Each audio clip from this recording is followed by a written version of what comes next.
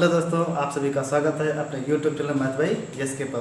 तो दोस्तों अभी मैं एक चैप्टर पढ़ा रहा हूँ औसत, और आज ही औसत का एक बहुत ही बेहतरीन कॉन्सेप्ट आज लेकर आया हूँ। आज दोस्तों क्या होगा कि बेहतरीन औसत के जितने भी क्वेश्चन होंगे आज उसको हम मिश्रण यानी कि एलिगेशन मेथड से लगाने वाले हैं। तो दोस्तों शुरू करते हैं आज का अपना टॉपिक।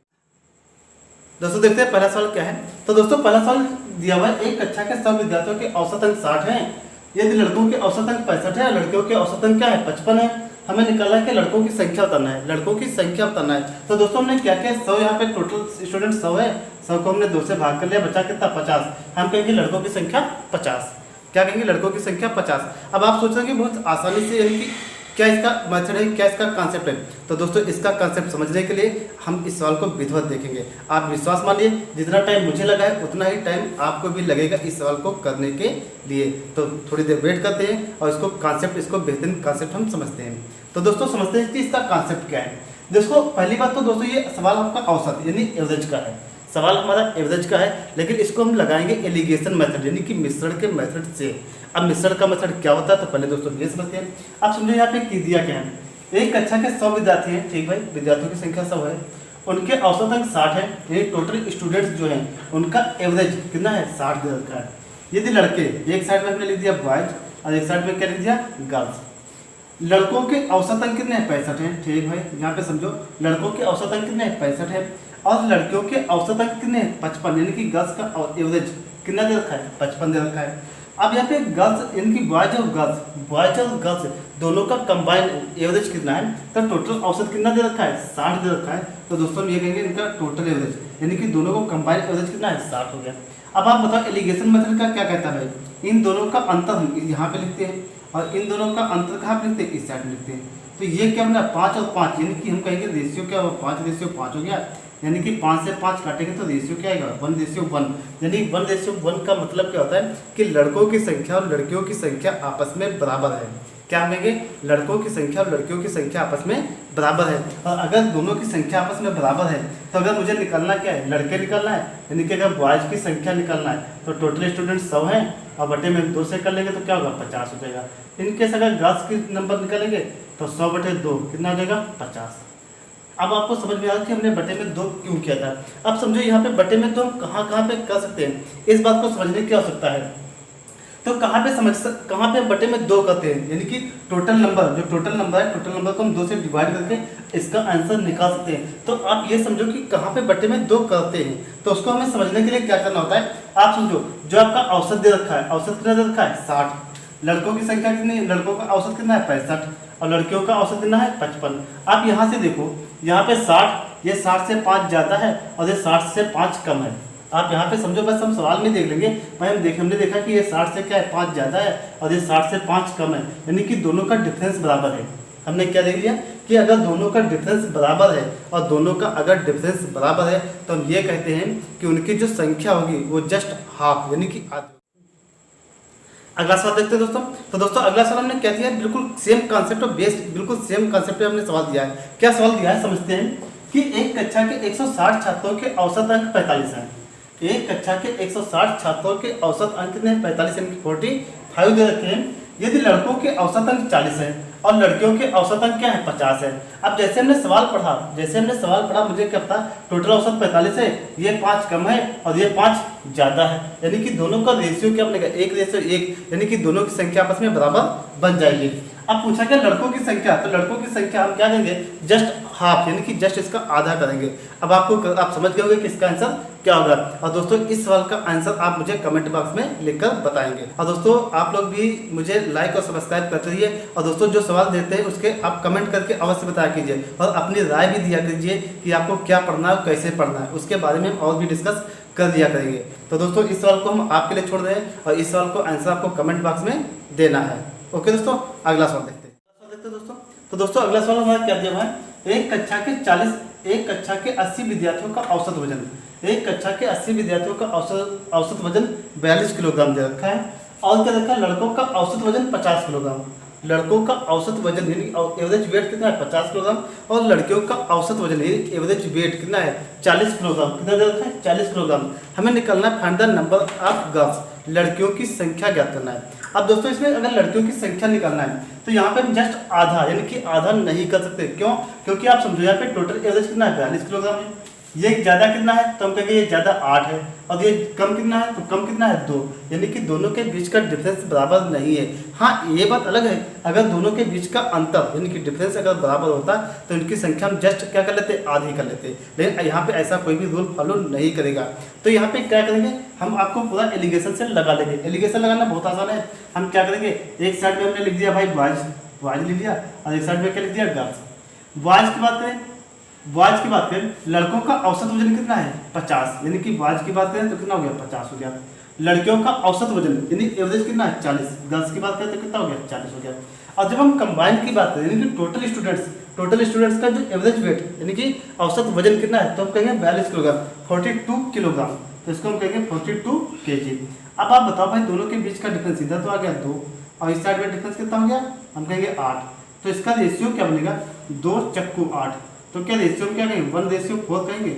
इन दोनों का रेशियो क्या होगा 1:4, 1:4 इनका अनुपात बन जाएगा। अब आप समझो हमें निकालना क्या है लड़कियों की संख्या।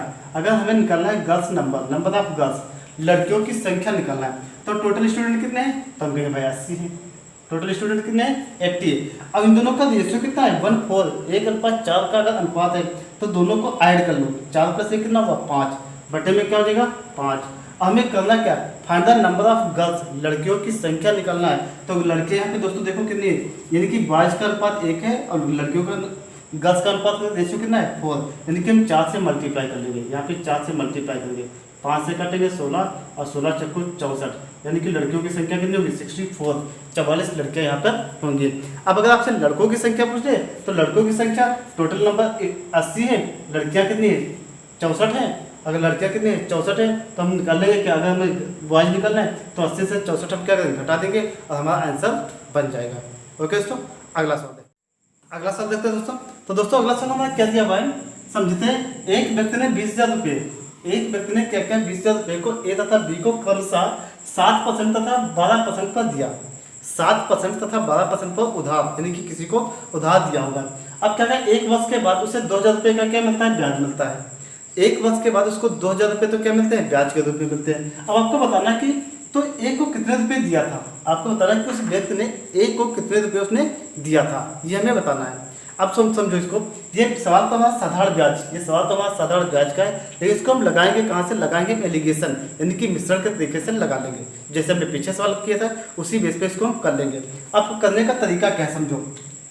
यहाँ पे भाई 2 लोग हैं, कौन कौन है, एक तो ए है एक क्या है बी है। ठीक, हमने मान लिया यहाँ पर ए है और यहाँ पर बी है। ओके, अब क्या कहा गया ए को कितने रुपए दिए हैं, ए का रेट कितना है 7%। ठीक भाई, ए का रेट कितना है 7% और जो बी है बी का रेट कितना है 12%, बी का रेट कितना है 12%। अब दोनों का टोटल यानी कि कुल पे मिश्रण, कुल का रेट सवाल में नहीं दे रखा है। और अगर दोस्तों कुल का रेट नहीं दे रखा है तो हम क्या करेंगे रेट हम निकाल लेंगे। यहाँ पे समझो आप रेट निकाल लेंगे। अब आप समझोगे रेट कैसे निकालेंगे, तो रेट निकालने का सिंपल सा तरीका है भाई ब्याज कितना मिला 2,000 रुपये, ब्याज तो हम कहेंगे 2,000 रुपये दिया है इंटू 100 हो जाएगा और अपान में क्या हो जाएगा टोटल अमाउंट, तो टोटल अमाउंट कितना है 20,000 बटे में क्या हो जाएगा 20,000। अब इसको हल कर लेंगे 1 2 3 1 2 3, यहाँ से कटेगा 2 से कटेंगे 10%, यानी कि रेट कितना आ गया 10%, यानी कि उसका टोटल पे इंटरेस्ट कितना लगा 10%, यानी 10% का टोटल पे ब्याज लगा है।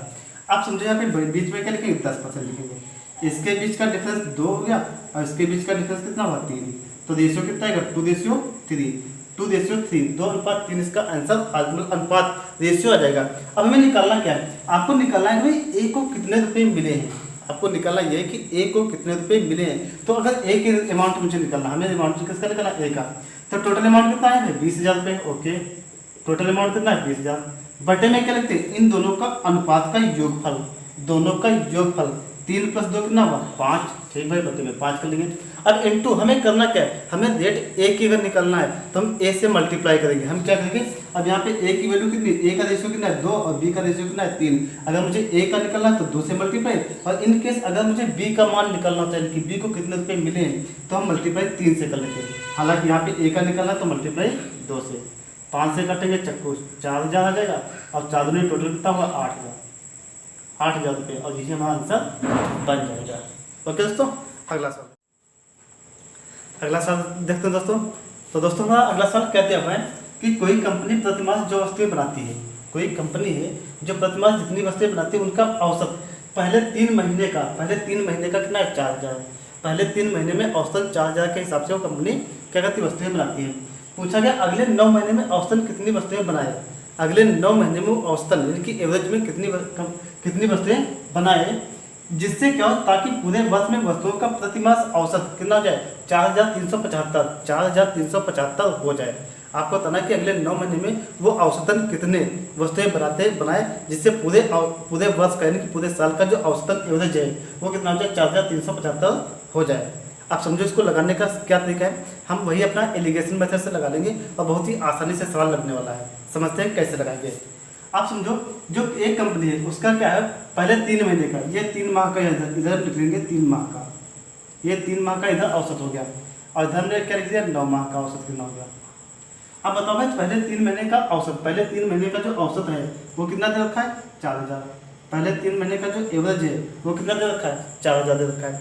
अच्छा 9 महीने का पूछा गया अगले 9 महीने का औसत कितनी वस्तुएं बनाए, ये आपसे पूछा गया कि औसत इसका औसत यानी कितनी वस्तुएं बनाए, यानी कि यही चीज हमको निकालना है। तो ठीक भाई हमने इसको यक्स मान लिया, क्या मान लिया यक्स मान लिया, ताकि पूरे वर्ष में वस्तुओं का प्रतिमास औसत 4375 हो जाए, यानी कि टोटल पूरे वर्ष का औसत यानी कि जो एवरेज है वो कितना होता है 4375। तो हम ये कहेंगे 4375 जो है वो यहाँ पे आएगा बीच में आएगा।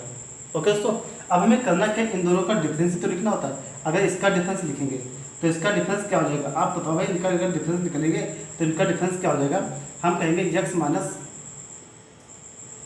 4375 हो जाएगा। अनुपात इधर से क्या होगा, इनके बीच का डिफरेंस इधर लिखेंगे तो दोनों का अंतर, अगर दोनों का अंतर अगर देखोगे तो क्या हो जाएगा भाई 4375 यहाँ पे है और यहाँ पे कितना है 4000, तो क्या हम कहेंगे 75 है कितना है 375, ये हमारा क्या हो जाएगा अंतर हो जाएगा। यहाँ पे ये इनका अनुपात आ गया, ये इनका क्या अनुपात हो गया। आप समझो दोस्तों ये जो अनुपात होगा, ये जो आपका अनुपात होगा, यहाँ पे आपका 3 महीने का टाइम था, यहाँ पे क्या था 9 महीने का टाइम था, इन दोनों के अनुपात के इक्वल में करना होता है। इन दोनों का जो रेशियो है वो इन दोनों के रेशियो के इक्वल करना होता है, यानी कि हम क्या कहेंगे इन दोनों का रेशियो कितना हुआ 3:3/9 हो जाएगा। अब बराबर में इन दोनों का रेशियो यानी कि यक्स माइनस कितना हुआ 4375 और बट्टे में कितना हो जाएगा 375। आप समझो 3 से 3 काटेंगे तो ये बचेगा, और 3 से यदि यहाँ पे कटे तो 125 बचेगा। अब अगर क्रॉस मल्टीप्लाई कर लें तो क्या होगा 125 इधर आ जाएगा, अब बराबर यक्स माइनस का 4375। अगर यक्स की वैल्यू निकालेंगे तो ये इधर क्या हो जाएगा प्लस का हो जाएगा, यानी कि अगर यक्स की वैल्यू निकालेंगे तो हो जाएगा ये प्लस का हो जाएगा। हम कह सकते हैं इसको 125 125 और प्लस का 4375, और अगर इसको हम ऐड करेंगे तो ये क्या बनेगा 4500 यानी कि 4500 बन जाएगा, और यही दोस्तों हमारा आंसर हो जाएगा। ओके दोस्तों, आगे बढ़ते हैं तो दोस्तों अगला सवाल हमारा क्या दिया हुआ है कि कोई कंपनी प्रति माह जो वस्तुएं बनाती है उनका औसत पहले 5 महीनों का 1200 रुपये है, अगले 7 महीनों का जो औसत है औसतन में कितनी वस्तुएं बनाए ताकि पूरे वर्ष में वस्तुओं का प्रतिमास औसत कितना हो जाए 1900 रुपये, 1900 हो जाए। प्रतिमास कितनी वस्तुएं बनाए जिससे उसका औसत एवरेज जो है 1900 हो जाए। तो ये सवाल आपको क्या करना है दोस्तों HW में लगाना है, और इसका आंसर भी मुझे कमेंट बॉक्स में लिखकर अवश्य बताना है। ओके दोस्तों, अगर मेरा वीडियो अच्छा लगा हो तो लाइक सब्सक्राइब दोस्तों में शेयर करना बिल्कुल ना भूलें। ओके दोस्तों, थैंक यू।